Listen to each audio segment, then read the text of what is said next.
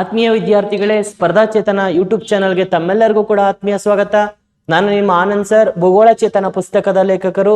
ಆತ್ಮೀಯ ವಿದ್ಯಾರ್ಥಿಗಳೇ, ನಮ್ಮ ಯೂಟ್ಯೂಬ್ನಲ್ಲಿ ವಿಶೇಷವಾಗಿ ನಾವು ಇವತ್ತಿನ ವಿಶೇಷವಾಗಿ ಕರ್ನಾಟಕದ ನದಿ ವ್ಯವಸ್ಥೆಗೆ ಸಂಬಂಧಪಟ್ಟಂತೆ, ಅದು ವಿಶೇಷವಾಗಿ ಎಸ್ಪೆಷಲಿ ನೋಡಿ, ಮಾದರಿ ಭೂಗೋಳಶಾಸ್ತ್ರ ಪ್ರಶ್ನೋತ್ತರಗಳ ಸರಣಿ ಎನ್ನುವಂತ ಶೀರ್ಷಿಕೆಯ ಅಡಿಯಲ್ಲಿ ಪ್ರತಿನಿತ್ಯನೂ ಕೂಡ ನಿಮಗೆ ಹಳೆಯ ಪ್ರಶ್ನೆ ಪತ್ರಿಕೆಗಳನ್ನ ವಿಶ್ಲೇಷಣೆ ಮಾಡಿ ನಾವು ಆ ಪತ್ರಿಕೆಗಳನ್ನ ಉದ್ದೇಶಿಸಿ ಪ್ರತಿನಿತ್ಯನೂ ಕೂಡ KS, VAO, KSRP, PC, ESI ಮುಂತಾದ ಸ್ಪರ್ಧಾತ್ಮಕ ಪರೀಕ್ಷೆಗಳ ಪ್ರಯೋಜನಕ್ಕೋಸ್ಕರ ಪ್ರತಿನಿತ್ಯ ನಾವು ತರಗತಿಯನ್ನ ಮಾಡ್ತಾ ಹೋಗ್ತೀವಿ. ಯಾರೆಲ್ಲ ಇನ್ನು ನಮ್ಮ ಚಾನಲ್ನೆಲ್ಲ ಫಾಲೋ ಮಾಡ್ತಿಲ್ಲ, ಈ ಕೂಡಲೇ ಫಾಲೋ ಮಾಡಿ ಅಂತ ಹೇಳ್ತಾ, ಇವತ್ತಿನ ತರಗತಿಯಲ್ಲಿ ವಿಶೇಷವಾಗಿ ನಾನು ಮೊದಲೇ ಹೇಳಿದಾಗೆ ಕರ್ನಾಟಕದ ನದಿ ವ್ಯವಸ್ಥೆಯ ಬಗ್ಗೆ ನಾವು ಚರ್ಚೆ ಮಾಡೋಣ ಸ್ನೇಹಿತರೆ. ಹಾಗಾದ್ರೆ ಇವತ್ತಿನ ವಿಶೇಷವಾದಂತ ಪ್ರಥಮ ಕ್ವಶನ್ಸ್ ಏನಿದೆಯಪ್ಪ ಅಂದ್ರೆ, ಇದು ಬಹಳ ಸ್ವಲ್ಪ ವಿಶೇಷವಾಗಿದೆ ಕ್ವಶನ್ಸ್ ಅನ್ನ ನೀಟಾಗಿ ಓದ್ಕೋಬೇಕಾಗತ್ತೆ. ಏನಿದೆ ಕ್ವಶನ್ ಅಂದ್ರೆ, ಕರ್ನಾಟಕದ ಕೆಳಗಿನ ಯಾವ ನದಿಯು ಅರಬ್ಬಿ ಸಮುದ್ರವನ್ನ ಸೇರುವುದಿಲ್ಲ ಅಂತ ಇದೆ. ಇಲ್ಲಿ ನಿಮ್ಗೆ ಅದಕ್ಕಿಂತ ಮುಂಚೆ ಒಂದು ಪದ ನೆನ್ಪಿಟ್ಕೊಳ್ಳಿ. ಕರ್ನಾಟಕದಲ್ಲಿ ಒಂದು ಪೂರ್ವಕ್ಕೆ ಹರಿಯುವಂತ ನದಿ ವ್ಯವಸ್ಥೆ ಇದೆ, ಪಶ್ಚಿಮಕ್ಕೆ ಹರಿಯುವಂತ ನದಿ ವ್ಯವಸ್ಥೆ ಇದೆ. ಇದರಲ್ಲಿ ವಿಶೇಷವಾಗಿ ಕರ್ನಾಟಕದ ಪೂರ್ವಕ್ಕೆ ಹರಿಯುವಂತ ನದಿ ವ್ಯವಸ್ಥೆಗಳು ಬಂಗಾಳ ಕೊಲ್ಲಿಯನ್ನ ಸೇರ್ತವೆ, ಪಶ್ಚಿಮಕ್ಕೆ ಹರಿಯುವಂತ ನದಿ ವ್ಯವಸ್ಥೆಗಳು ಹೋಗಿ ಅರಬ್ಬಿ ಸಮುದ್ರವನ್ನ ಸೇರ್ತವೆ. ಇಲ್ಲಿ ಕ್ವಶನ್ಸ್ ನಾಲ್ಕು ಆಪ್ಷನ್ ಅಲ್ಲಿ ಏನಿದೆ, ಕಾಳಿ ನದಿ, ನೇತ್ರಾವತಿ ನದಿ, ಆಗನಾಶಿನಿ, ಘಟಪ್ರಭಾ ಇದೆ. ಕಾಳಿ ನದಿ ಅಂತ ಬಂದಾಗ ಇದು ಉತ್ತರ ಕನ್ನಡ ಜಿಲ್ಲೆಯ ಡಿಗ್ಗಿ ಘಾಟ್ ಅಲ್ಲಿ ಉಗಮವಾಗಿ, ಇದು ಉತ್ತರ ಕನ್ನಡ ಜಿಲ್ಲೆಯ ಡಿಗ್ಗಿ ಘಾಟ್ ಅಲ್ಲಿ ಉಗಮವಾಗಿ ಫೈನಲ್ ಆಗಿ ಹೋಗಿ ಇದು ಉತ್ತರ ಕನ್ನಡದಲ್ಲಿ ಅರಬ್ಬಿ ಸಮುದ್ರವನ್ನ ಸೇರುತ್ತೆ. ಇನ್ನ ನೇತ್ರಾವತಿ ಅಂತ ಬಂದಾಗ ಇದು ಚಿಕ್ಕಮಗಳೂರು ಜಿಲ್ಲೆಯ ಬಲ್ಲಾಳರಾಯನದುರ್ಗದಲ್ಲಿ ಉಗಮವಾಗಿ ಚಿಕ್ಕಮಗಳೂರು ಮತ್ತು ದಕ್ಷಿಣ ಕನ್ನಡ ಜಿಲ್ಲೆಗಳಿರೋದು, ಇದೂ ಸಹ ಅರಬ್ಬಿ ಸಮುದ್ರವನ್ನ ಸೇರುತ್ತೆ. ಇನ್ನು ಮೂರನೇದು ಆಗನಾಶಿನಿ, ಇದು ಅಷ್ಟೇ ಉತ್ತರ ಕನ್ನಡ ಜಿಲ್ಲೆಯ ಶಿರ್ಸಿಯಲ್ಲಿ ಉಗಮವಾಗಿ ಉತ್ತರ ಕನ್ನಡ ಜಿಲ್ಲೆಯಲ್ಲಿ ಹರಿದು ಉತ್ತರ ಕನ್ನಡ ಜಿಲ್ಲೆಯಲ್ಲಿ ಹೋಗಿ ಅರಬ್ಬಿ ಸಮುದ್ರವನ್ನ ಸೇರುತ್ತದೆ. ಈ ಮೂರು ಅರಬ್ಬಿ ಸಮುದ್ರವನ್ನ ಸೇರುತ್ತೆ. ಹಾಗಾದ್ರೆ ಯಾವ್ದೋ ಒಂದು ಆಪ್ಷನ್ ಇಲ್ಲಿ ಸೇರಲ್ಲ.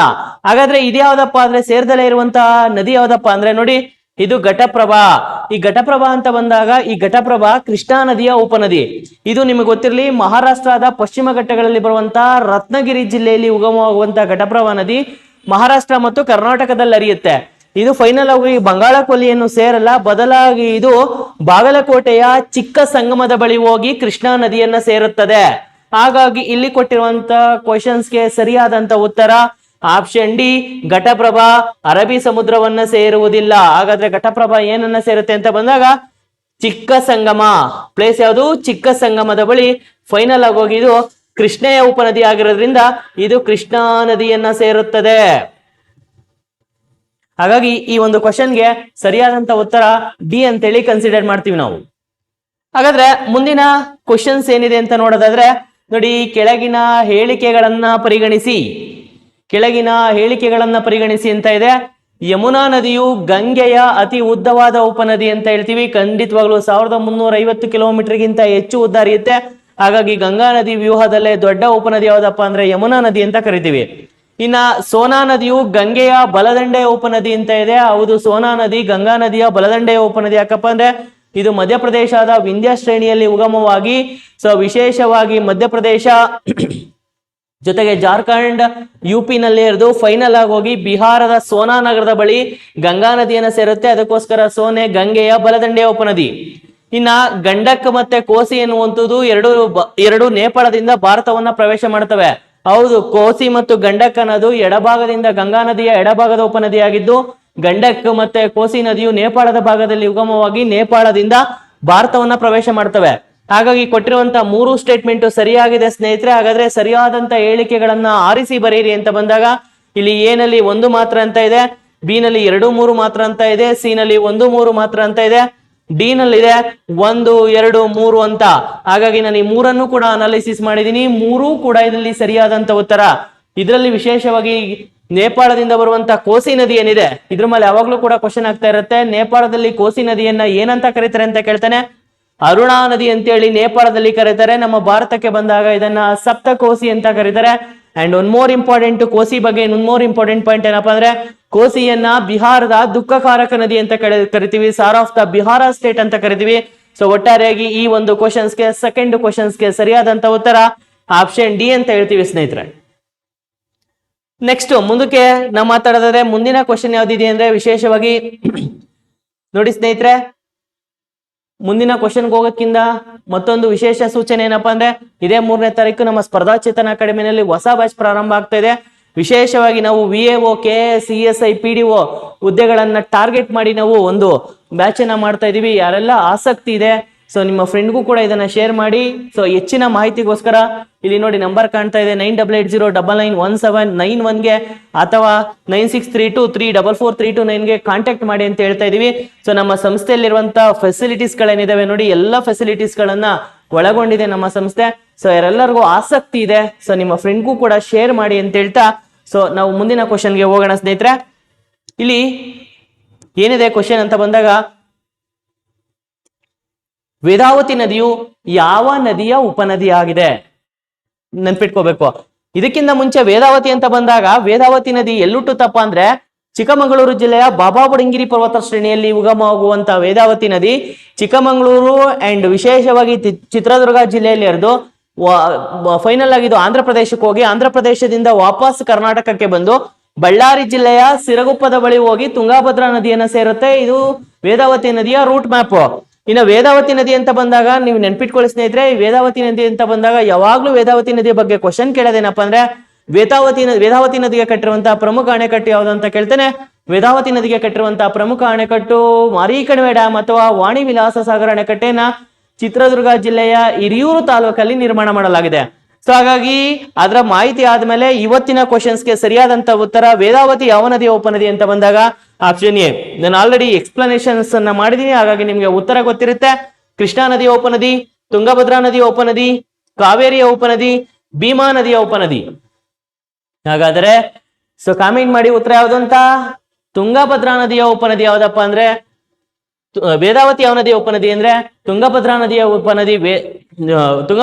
ಉಪನದಿ ವೇದಾವತಿ ಅಥವಾ ವೇದಾವತಿ ತುಂಗೆಯ ಉಪನದಿ ಅಂತೇಳಿ ನಾವು ಕನ್ಸಿಡರ್ ಮಾಡ್ತೀವಿ. ಸೊ ಹಾಗಾದ್ರೆ ನೆಕ್ಸ್ಟ್ ನಾವು ಮುಂದೆ ಹೋಗೋದಾದ್ರೆ,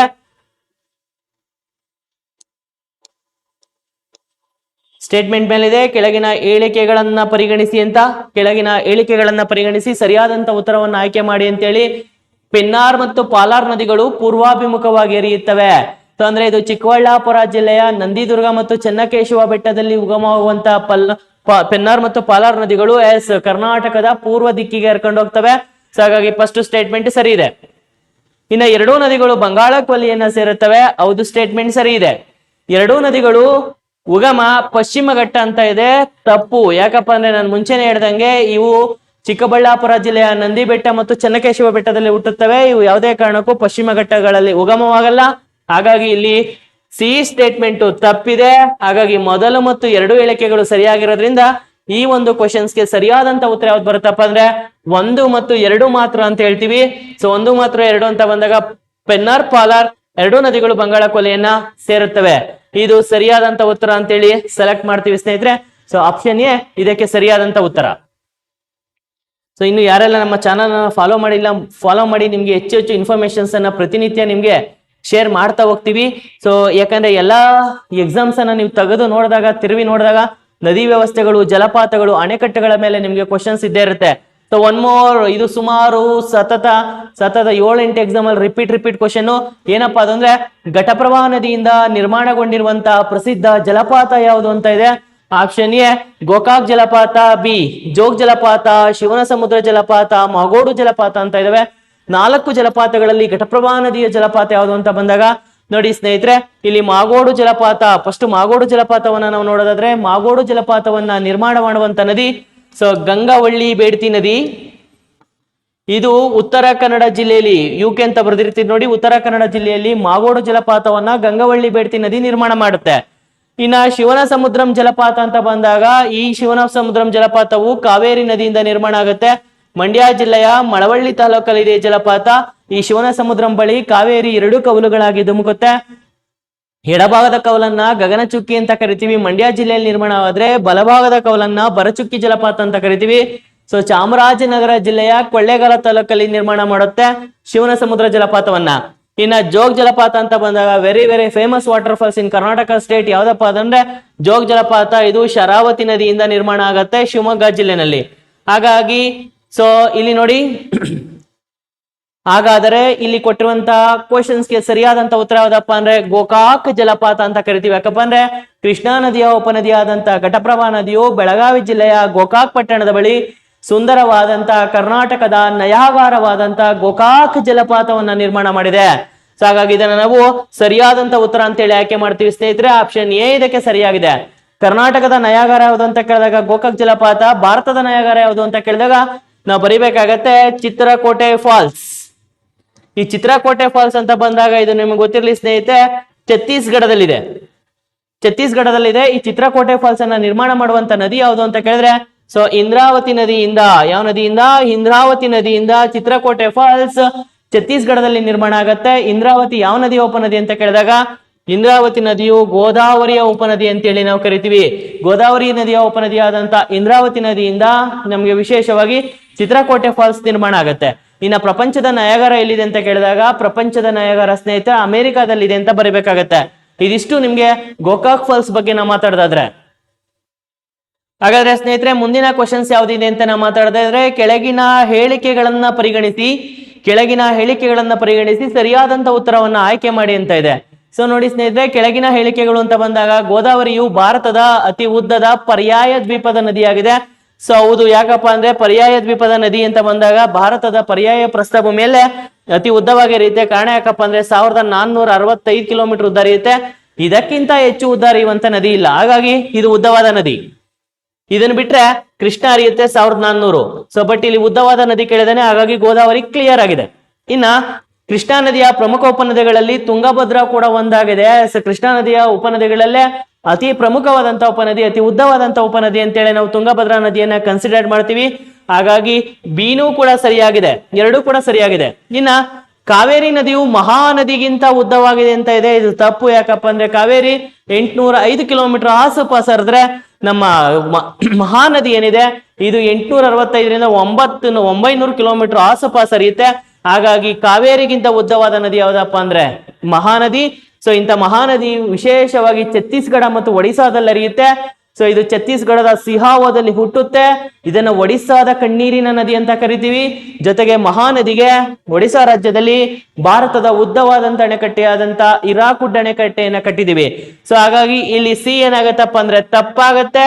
ಹಾಗಾದ್ರೆ ಸರಿಯಾದಂತ ಉತ್ತರ ಯಾವುದು ಅಂತ ಬಂದಾಗ ಎ ಮತ್ತು ಬಿ ಸರಿಯಾದಂತ ಉತ್ತರ. ಅಥವಾ ಇಲ್ಲಿ 1 ಮತ್ತು 2 ಏನ್ ಬರುತ್ತೆ, ಎ ಏನ್ ಬರುತ್ತೆ, 1 ಮತ್ತು 2 ಏನ್ ಬರುತ್ತೆ, ಇದು ಸರಿಯಾದಂತ ಉತ್ತರ ಅಂತೇಳಿ ಕನ್ಸಿಡರ್ ಮಾಡ್ತೀವಿ.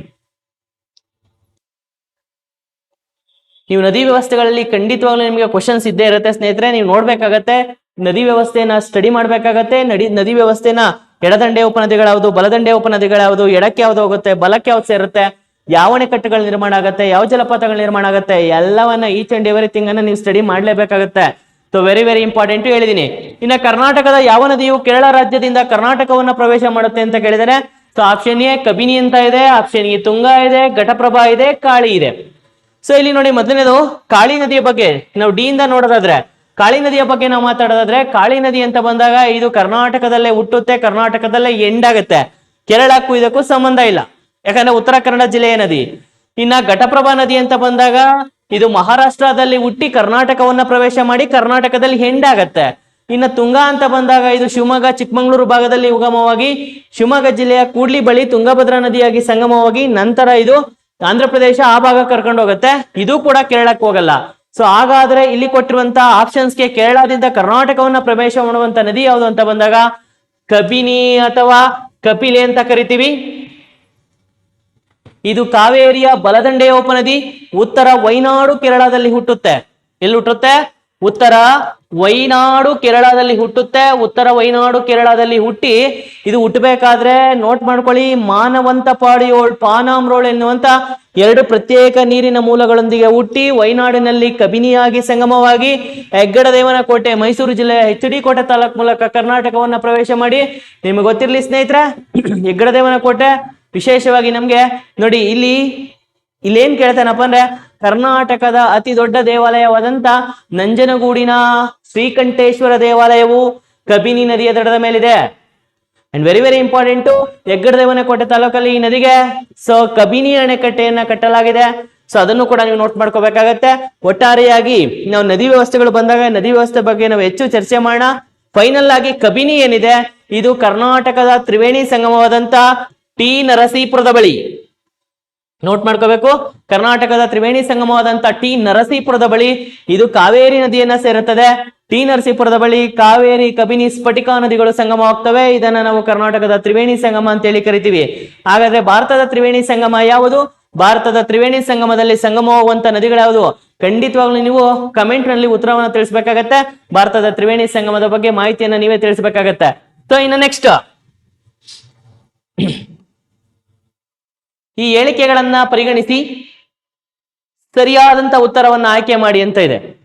ಹೇಳಿಕೆಗಳನ್ನ ಪರಿಗಣಿಸಿ ಸರಿಯಾದಂತ ಉತ್ತರವನ್ನ ಆಯ್ಕೆ ಮಾಡಿ ಅಂತ ಹೇಳಿದೆ. ನದಿ ವ್ಯವಸ್ಥೆಗೆ ಸಂಬಂಧಪಟ್ಟಂತೆ ದಾಮೋದರ ನದಿಯನ್ನ ಬಂಗಾಳದ ದುಃಖಕಾರಕ ನದಿ ಅಂತ ಕರಿತೀವಿ. ಖಂಡಿತವಾಗ್ಲೂ ರೈಟ್ ಇದೆ. ಯಾಕಪ್ಪ ಅಂದ್ರೆ ದಾಮೋದರ ನದಿ ಅಂತ ಬಂದಾಗ ಇದನ್ನ ಗಂಗಾ ನದಿಯ ಉಪನದಿ ಅಥವಾ ಹೂಗ್ಲಿ ನದಿಯ ಉಪನದಿ ಅಂತೇಳಿ ನಾವು ಇದನ್ನ ಕನ್ಸಿಡರ್ ಮಾಡ್ತೀವಿ. ಇಂಥ ದಾಮೋದರ ನದಿ ಏನಿದೆ ಸೊ ವಿಶೇಷವಾಗಿ ಜಾರ್ಖಂಡ್ ಮತ್ತು ವೆಸ್ಟ್ ಬೆಂಗಾಲ್ ರಾಜ್ಯಗಳಲ್ಲಿ ಹರಿಯುತ್ತೆ. ಸೊ ಜಾರ್ಖಂಡ್ ಮತ್ತು ವೆಸ್ಟ್ ಬೆಂಗಾಲ್ ರಾಜ್ಯಗಳಲ್ಲಿ ಹರಿಯುವಂತ ಈ ನದಿ ಜಾರ್ಖಂಡ್ ನ ತೋರಿ ಎನ್ನುವಂತ ಪ್ರದೇಶದ ಬಳಿ ಉಗಮವಾಗುತ್ತೆ. ಈ ನದಿಗೆ ಜಾರ್ಖಂಡ್ ಮತ್ತು ವೆಸ್ಟ್ ಬೆಂಗಾಲ್ ರಾಜ್ಯಗಳ ಸಂಯುಕ್ತ ಯೋಜನೆಯಾಗಿ ದಾಮೋದರ ಅಣೆಕಟ್ಟೆಯನ್ನ ಕಟ್ಟಲಾಗಿದೆ. ಅದು ಎಲ್ಲಿದೆ ಅಂತ ಕೇಳಿದಾಗ ಜಾರ್ಖಂಡ್ ಇದೆ. ಎಷ್ಟು ರಾಜ್ಯಗಳ ಸಂಯುಕ್ತ ಯೋಜನೆ ಅಂತ ಕೇಳಿದಾಗ ಜಾರ್ಖಂಡ್ ಮತ್ತು ವೆಸ್ಟ್ ಬೆಂಗಾಲ್ ರಾಜ್ಯಗಳ ಸಂಯುಕ್ತ ಯೋಜನೆಯಾಗಿ ಇದನ್ನ ನಿರ್ಮಾಣ ಮಾಡಲಾಗಿದೆ. ಇದು ಬಂಗಾಳದ ದುಃಖಕಾರಕ ನದಿಯಾಗಿ ಹರಿಯುತ್ತೆ. ಹಾಗಾಗಿ ಇದು ಸರಿಯಾದಂತ ಉತ್ತರ. ಇನ್ನ ಹಿರಾಕುಡ್ ಅಣೆಕಟ್ಟೆಯನ್ನ ದಾಮೋದರ ನದಿಗೆ ನಿರ್ಮಾಣ ಮಾಡಲಾಗಿದೆ ಅಂತ ಹೇಳ್ತಾ ಇದ್ದಾರೆ. ಇಲ್ಲ, ಹಿರಾಕುಡ್ ಅಣೆಕಟ್ಟು ಅಂತ ಬಂದಾಗ ಹಿರಾಕುಡ್ ಅಣೆಕಟ್ಟೆಯನ್ನ ಮಹಾನದಿಗೆ ನಿರ್ಮಾಣ ಮಾಡಲಾಗಿದೆ. ಸೊ ಹಾಗಾದರೆ ದಾಮೋದರ ನದಿಗೆ ಕಟ್ಟಿರುವಂತ ಅಣೆಕಟ್ಟು ನಾನು ಆಲ್ರೆಡಿ ಹೇಳಿದ್ದೀನಿ, ದಾಮೋದರ ಅಣೆಕಟ್ಟು. ಹಾಗಾದ್ರೆ ಹಿರಾಕುಡ್ ಅಣೆಕಟ್ಟೆಯನ್ನ ಯಾವ ನದಿಗೆ ನಿರ್ಮಾಣ ಮಾಡಲಾಗಿದೆ? ಮಹಾನದಿಗೆ ನಿರ್ಮಾಣ ಮಾಡಲಾಗಿದೆ. ಸೊ ಹಾಗಾಗಿ ದಾಮೋದರ ಅಣೆಕಟ್ಟು ಅಂತ ಬಂದಾಗ ಇದು ಸ್ವತಂತ್ರ ಭಾರತದ ಮೊದಲ ಅಣೆಕಟ್ಟು ಅಂತ ಹೇಳಿ ಕನ್ಸಿಡರ್ ಮಾಡ್ತೀವಿ. ಸೊ ಹಿರಾಕುಡ್ ಅಣೆಕಟ್ಟು ಅಂತ ಬಂದಾಗ ಭಾರತದ ಉದ್ದವಾದಂತ ಅಣೆಕಟ್ಟು ಅಂತ ಹೇಳಿ ಕನ್ಸಿಡರ್ ಮಾಡ್ತೀವಿ. ಹಾಗಾಗಿ ಈ ಸ್ಟೇಟ್ಮೆಂಟ್ ಸರಿಯಾಗಿದೆ, ಈ ಸ್ಟೇಟ್ಮೆಂಟ್ ತಪ್ಪಾಗಿದೆ. ಇನ್ನು ದಾಮೋದರ ನದಿಯು ಹೂಗ್ಲಿ ನದಿಯನ್ನ ಸೇರುತ್ತದೆ. ಹೌದು, ದಾಮೋದರ ನದಿಯು ಕೋಲ್ಕತ್ತಾದ ಸಮೀಪ ಬಲಭಾಗದಿಂದ ಹೋಗಿ ಹೂಗ್ಲಿ ನದಿಯನ್ನ ಸೇರುತ್ತದೆ. ಹಾಗಾಗಿ ಈ ಸ್ಟೇಟ್ಮೆಂಟ್ ಕೂಡ ಕರೆಕ್ಟ್ ಆಗಿದೆ. ಸೊ ಹಾಗಾದ್ರೆ ಇಲ್ಲಿ ಕೊಟ್ಟಿರುವಂತ ಕ್ವಶನ್ಸ್ಗೆ ಸರಿಯಾದಂತ ಉತ್ತರ ಯಾವುದಾಗಿದೆಯಪ್ಪ ಅಂದ್ರೆ ಆಪ್ಷನ್ ಎ ಸರಿಯಾಗಿದೆ. 1 ಮತ್ತು 3 ಸರಿಯಾಗಿದೆ. 1 ಮತ್ತು 3 ಉತ್ತರಗಳು ಇದಕ್ಕೆ ಸರಿಯಾಗಿದೆ ಅಂತ ಹೇಳಿ ನಾವು ಕನ್ಸಿಡರ್ ಮಾಡ್ತೀವಿ. ಸೊ ಹಾಗಾದ್ರೆ ಮುಂದಿನ ಕ್ವಶನ್ಸ್ ಯಾವ್ದಿದೆ ಅಂತ ನೋಡೋದಾದ್ರೆ ನೋಡಿ, ಕರ್ನಾಟಕದ ಪಶ್ಚಿಮಾಭಿಮುಖ ನದಿಗಳು ಸಾಮಾನ್ಯ ಲಕ್ಷಣ ಯಾವುದು? ಕರ್ನಾಟಕದ ಪಶ್ಚಿಮ ದಿಕ್ಕಿಗೆ ಹರಿಯುವಂತ ನದಿಗಳ ಸಾಮಾನ್ಯ ಲಕ್ಷಣ ಯಾವುದು ಅಂತ ಬಂದಾಗ ಇವು ಪಶ್ಚಿಮಾಭಿಮುಖವಾಗಿ ಹರಿಯೋದ್ರಿಂದ ಇವು ಯಾವುದೇ ರೀತಿಯಾದಂತ ಹೆಚ್ಚು ದೀರ್ಘ ಪ್ರವಾಹವನ್ನೇನು ಉಂಟು ಮಾಡಲ್ಲ. ಯಾಕಂದ್ರೆ ಇಳಿಜಾರಿಗೆ ದುಮ್ಕೊಂಡು ಹೋಗ್ತವೆ. ಹಾಗಾಗಿ ಜನವಸತಿ ಕೂಡ ಕಡಿಮೆ ಇರೋದ್ರಿಂದ ಇಲ್ಲಿ ಯಾವುದೇ ರೀತಿಯಾದಂತ ಪ್ರವಾಹ ಆಗಲ್ಲ. ಜೊತೆಗೆ ಇವು ವಿಶಾಲವಾದಂತ ಡೆಲ್ಟಾವನ್ನ ನಿರ್ಮಾಣ ಮಾಡ್ತವೆ. ಇಲ್ಲ, ಇವು ತೀರಾ ಕಡಿಮೆ ಡೆಲ್ಟಾ ರೀಜನ್ಸ್ ಅನ್ನ ನಿರ್ಮಾಣ ಮಾಡ್ತವೆ. ಸೊ ಹಾಗಾಗಿ ಇದು ಕೂಡ ತಪ್ಪಾಗಿದೆ, ಇದು ಕೂಡ ತಪ್ಪಾಗಿದೆ. ಇನ್ನ ಇವು ಡಿ ನೋಡಿ, ಸಿ ಆಮೇಲೆ ನೋಡೋಣ. ಡಿ ನೋಡಿ, ಅನೇಕ ಶಾಖೆಗಳಾಗಿ ವಿಭಜನೆ ಆಗ್ತವೆ. ಇಲ್ಲ, ಇವು ಜಲಪಾತಗಳನ್ನ ನಿರ್ಮಾಣ ಮಾಡ್ತವೆ, ಬಟ್ ಒಂದೇ ಶಾಖೆಗಳಾಗಿ ಬಂದು ಹೋಗಿ ಅರಬ್ಬಿ ಸಮುದ್ರವನ್ನ ಸೇರಿ ಫೈನಲ್ ಆಗಿ ಎಂಡ್ ಆಗ್ತವೆ. ಆದರೆ ಇವು ಏನನ್ನ ನಿರ್ಮಾಣ ಮಾಡ್ತಾವಪ್ಪ ಅಂದ್ರೆ ಹರಿಯುವಂತ ಸಂದರ್ಭದಲ್ಲಿ ತೀವ್ರ ಇಳಿಜಾರನ್ನ ನಿರ್ಮಾಣ ಮಾಡ್ತವೆ. ಜೊತೆಗೆ ಪಶ್ಚಿಮ ಘಟ್ಟಗಳಲ್ಲಿ ಹರಿಯುವಂತ ಕರ್ನಾಟಕದ ಪಶ್ಚಿಮ ಘಟ್ಟಗಳಲ್ಲಿ ಹರಿಯುವಂತ ನದಿಗಳು ಯಾವ ನದಿಗಳು ಕೂಡ 200 ಕಿಲೋಮೀಟರ್ಗಿಂತ ಕಡಿಮೆನೇ ಹರಿತವೆ. ಬಿಟ್ರೆ ಯಾವ ನದಿಗಳು ಕೂಡ 200 ಕಿಲೋಮೀಟರ್ಗಿಂತ ಜಾಸ್ತಿ ಹರಿಯಲ್ಲ. ಯಾಕಂದ್ರೆ ಕರ್ನಾಟಕದ ಪಶ್ಚಿಮಾಭಿಮುಖವಾಗಿ ಹರಿಯುವಂತ ಉದ್ದವಾದ ನದಿ ಯಾವ್ದಪ್ಪ ಅಂದ್ರೆ ಕಾಳಿ ಅಂತ ಕರಿತೀವಿ. 184 ಕಿಲೋಮೀಟರ್ ಮಾತ್ರ ಹರಿಯುತ್ತೆ. ಅದಕ್ಕೋಸ್ಕರ ನೋಡಿ, ಇದಕ್ಕೆ ಸರಿಯಾದಂತ ಉತ್ತರ ಇವು ತೀವ್ರ ಇಳಿಜಾರನ್ನ ಮತ್ತು ಕಡಿಮೆ ಉದ್ದ. ಇದು ಕರ್ನಾಟಕದ ಪಶ್ಚಿಮಾಭಿಮುಖವಾಗಿ ಹರಿಯುವಂತ ನದಿ ವ್ಯವಸ್ಥೆಗಳ ಒಂದು ವಿಶೇಷ ಗುಣಲಕ್ಷಣ. ಹಾಗಾಗಿ ಇದಕ್ಕೆ ಸರಿಯಾದಂತ ಉತ್ತರ ಆಪ್ಷನ್ ಸಿ ಅಂತೇಳಿ ಕ್ಲಿಯರ್ ಮಾಡ್ತೀವಿ ನಾವು. ನೆಕ್ಸ್ಟ್ ಹಾಗಾದ್ರೆ ಮುಂದಿನ ಕ್ವಶನ್ಸ್ ಯಾವ್ದಿದೆ ಅಂತ ನೋಡೋದಾದ್ರೆ ನೋಡಿ, ನದಿಗಳು ಮತ್ತು ಅವುಗಳ ಉಗಮ ಸ್ಥಳಗಳನ್ನ ಸರಿಯಾಗಿ ಹೊಂದಿಸಿ ಬರೀರಿ ಅಂತ. ನದಿಗಳು ಮತ್ತು ಅವುಗಳ ಉಗಮ ಸ್ಥಳಗಳನ್ನ ಸರಿಯಾಗಿ ಹೊಂದಿಸಿ ಬರೀರಿ ಅಂತ ಇದೆ. ಇನ್ನು ಪಟ್ಟಿ 1ರಲ್ಲಿದೆ ನದಿ ಗೋದಾವರಿ ನದಿ. ಗೋದಾವರಿ ನದಿ ಎಲ್ಲುಟ್ಟುತ್ತಪ್ಪ ಅಂದ್ರೆ ಮಹಾರಾಷ್ಟ್ರದ ಪಶ್ಚಿಮ ಘಟ್ಟಗಳಲ್ಲಿ ಬರುವಂತ ತ್ರಿಯಂಬಕೇಶ್ವರದಲ್ಲಿ ಉಗಮವಾಗತ್ತೆ. ಕೃಷ್ಣಾ ನದಿ ಎಲ್ಲುಟ್ಟುತ್ತಪ್ಪ ಅಂದ್ರೆ ಕೃಷ್ಣಾ ನದಿಯು ಮಹಾರಾಷ್ಟ್ರದ ಪಶ್ಚಿಮ ಘಟ್ಟಗಳಲ್ಲಿ ಬರುವಂತ ನಾಸಿಕ್ ಜಿಲ್ಲೆಯ ಮಹಾಬಲೇಶ್ವರದಲ್ಲಿ ಹುಟ್ಟುತ್ತೆ. ಇನ್ನ ಕಾವೇರಿ ನದಿ ಅಂತ ಬಂದಾಗ ಇದು ತಲಕಾವೇರಿಯಲ್ಲಿ ಹುಟ್ಟುತ್ತೆ. ಮಹಾನದಿ ಅಂತ ಬಂದಾಗ ಇದು ಸಿಹಾವೋದಲ್ಲಿ ಹುಟ್ಟುತ್ತೆ. ಸ್ನೇಹಿತರೆ, ನೀವು ಯಾವುದೇ ಕಾರಣಕ್ಕೂ ಇಲ್ಲಿ ಏನು ಮಿಸ್ ಮ್ಯಾಚ್ ಮಾಡಂಗಿಲ್ಲ. ಸರಿಯಾದಂತ ಉತ್ತರವನ್ನ ಅದೇ ಪಟ್ಟಿಯೊಂದಿಗೆ ನೇರವಾಗಿ ಕೊಟ್ಟಿದ್ದಾನೆ. ಸೊ ಹಾಗಾಗಿ ಇದನ್ನ ನಾವು ಆಧಾರವಾಗಿ ಇಟ್ಟುಕೊಂಡಾಗ ನಮ್ಗೆ ಸರಿಯಾದಂತ ಉತ್ತರ ಯಾವ್ದು ಸಿಗುತ್ತಪ್ಪ ಅಂದ್ರೆ ಅವೆಲ್ಲವೂ ಕೂಡ ಸೇಮ್ ಆಗಿರೋದ್ರಿಂದ ಆಪ್ಷನ್ ಎ ಕರೆಕ್ಟ್ ಆಗಿದೆ. ಆಪ್ಷನ್ ಎ ಕರೆಕ್ಟ್ ಆಗಿದೆ. ಸೊ ಯಾಕಂದ್ರೆ ಆಯಾ ನದಿಗಳು ಮಾತ್ರ ಉಗಮ ಸ್ಥಳ ಸ್ಟ್ರೈಟ್ ಇದೆ. ಹಾಗಾಗಿ ಇದರಲ್ಲಿ ಆಪ್ಷನ್ ಎ ಸರಿಯಾದಂತ ಉತ್ತರ ಅಂತೇಳಿ ನಾವು ಆನ್ಸರ್ ಅನ್ನ ಹುಡುಕ್ತಾ ಹೋದ್ರೆ ನಮ್ಗೆ ಸರಿಯಾದಂತ ಉತ್ತರ ಆಪ್ಷನ್ ಎ ಸಿಗುತ್ತೆ.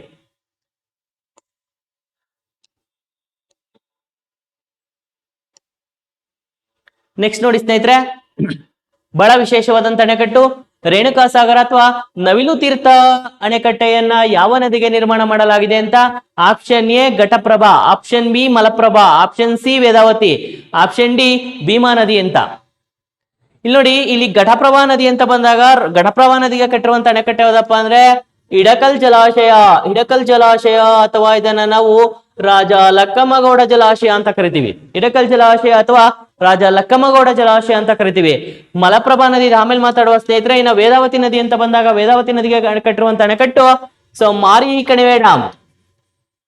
ಮಾರಿ ಕಣಿವೆ ಡ್ಯಾಮ್ ಅಥವಾ ಇದನ್ನ ನಾವೇನಂತ ಕರಿತೀವಪ್ಪ ಅಂದ್ರೆ ಸೊ ಹಿರಿಯೂರು ತಾಲೂಕಲ್ಲಿ ಮಾರಿ ಕಣಿವೆ ಡ್ಯಾಮ್ ಅಥವಾ ವಾಣಿ ವಿಲಾಸ ಸಾಗರ ಅಣೆಕಟ್ಟು ಚಿತ್ರದುರ್ಗ ಜಿಲ್ಲೆನಲ್ಲಿದೆ. ಇದು ಬೆಳಗಾವಿ, ಇದು ಚಿತ್ರದುರ್ಗ. ಇನ್ನ ಭೀಮಾ ನದಿ ಅಂತ ಬಂದಾಗ ನಿಮಗೆ ಗೊತ್ತಿರಲಿ ಸ್ನೇಹಿತರೆ, ಭೀಮಾ ನದಿಗೆ ವಿಶೇಷವಾಗಿ ಕಲಬುರಗಿ ಜಿಲ್ಲೆನಲ್ಲಿ ಭೀಮಾ ನದಿಗೆ ಚಂದ್ರಭಾಗ ಎನ್ನುವಂತ ಅಣೆಕಟ್ಟೆಯನ್ನ ಕಟ್ಟಿದೀವಿ. ಸೊ ಹಾಗಾಗಿ ಕಲಬುರಗಿನಲ್ಲಿ ಈ ಅಣೆಕಟ್ಟೆಯನ್ನ ಕಟ್ಟಲಾಗಿದೆ. ಸೊ ಹಾಗಾದರೆ ನವಿಲು ತೀರ್ಥ ಎನ್ನುವಂತ ಅಣೆಕಟ್ಟು ಯಾವ ನದಿಗೆ ನಿರ್ಮಾಣ ಮಾಡಲಾಗಿದೆ? ಕೊಟ್ಟಿರುವಂತಹ ಆಪ್ಷನ್ಸ್ ಪ್ರಕಾರ ನವಿಲು ತೀರ್ಥ ಮಲಪ್ರಭಾ ನದಿಯು ಕೃಷ್ಣಾ ನದಿಯ ಉಪನದಿಯಾದಂತ ಮಲಪ್ರಭಾ ನದಿಯು ಕರ್ನಾಟಕದಲ್ಲೇ ಹುಟ್ಟಿ ಕರ್ನಾಟಕದಲ್ಲೇ ಕೊನೆಯಾಗುವಂತ ಕೃಷ್ಣಾ ನದಿಯ ಉಪನದಿ ಮಲಪ್ರಭಾ. ಇಂಥ ಮಲಪ್ರಭಾ ನದಿಯು ಬೆಳಗಾವಿ ಜಿಲ್ಲೆಯ ಖಾನಾಪುರದ ಸಮೀಪ ಉಗಮವಾಗಿ ಈ ನದಿಯು ಹೋಗಿ ಬಾಗಲಕೋಟೆ ಜಿಲ್ಲೆಯ ಕೂಡಲ ಸಂಗಮದ ಬಳಿ ಏನನ್ನ ಸೇರ್ಕೊಳ್ಳುತ್ತಪ್ಪ ಅಂದ್ರೆ ಕೃಷ್ಣಾ ನದಿಯನ್ನ ಸೇರುತ್ತೆ. ಅದಕ್ಕೋಸ್ಕರ ಕರ್ನಾಟಕ ರಾಜ್ಯದ ಕೂಡಲ ಸಂಗಮ ಯಾವುದು ಅಂತ ಕೇಳ್ತಾನೆ ಸ್ನೇಹಿತರೆ. ಬಾಗಲಕೋಟೆ ಜಿಲ್ಲೆಯ ಕೂಡಲ ಸಂಗಮ. ಇಲ್ಲಿ ನಿಮಗೆ ಗೊತ್ತಿರ್ಲಿ ಸ್ನೇಹಿತರೆ, ಇಲ್ಲಿ ಬಸವಣ್ಣನವರ ಐಕ್ಯತಾ ಸ್ಥಳ ಅಥವಾ ಸಮಾಧಿ ಇದೆ ಕೂಡಲ ಸಂಗಮದಲ್ಲಿ. ಬಸವಣ್ಣನವರು ಹುಟ್ಟಿದ್ದೆಲ್ಲಿ ಅಂತ ಕೇಳಿದ್ರೆ ಸ್ನೇಹಿತರೆ, ಬಸವಣ್ಣನವರು ಹುಟ್ಟಿದ್ದು ವಿಜಯಪುರ ಜಿಲ್ಲೆಯಲ್ಲಿ ವಿಶೇಷವಾಗಿ ಎಲ್ಲಿ ಹುಟ್ಟಿದ್ರಪ್ಪ ಅಂದ್ರೆ ವಿಜಯಪುರ ಜಿಲ್ಲೆಯಲ್ಲಿ ಹುಡ್ತಾರೆ. ವಿಜಯಪುರ ಜಿಲ್ಲೆಯ ಬಸವನ ಬಾಗೇವಾಡಿಯಲ್ಲಿ ಹುಡ್ತಾರೆ. ಇವರು ತನ್ನ ಅನುಭವ ಮಂಟಪವನ್ನ ಬೀದರ್ನ ಬಸವ ಕಲ್ಯಾಣದಲ್ಲಿ ಸ್ಥಾಪನೆ ಮಾಡ್ತಾರೆ.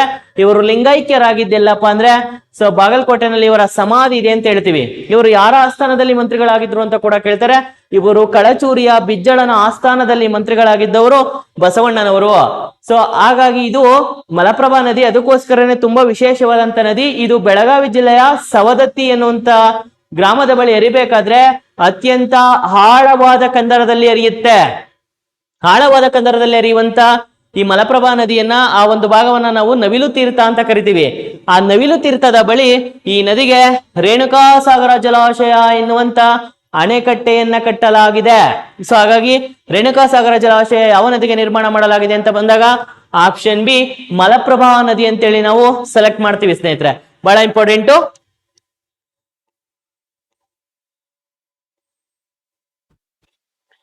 ನೋಡಿ ಸ್ನೇಹಿತರೆ, ಇನ್ನ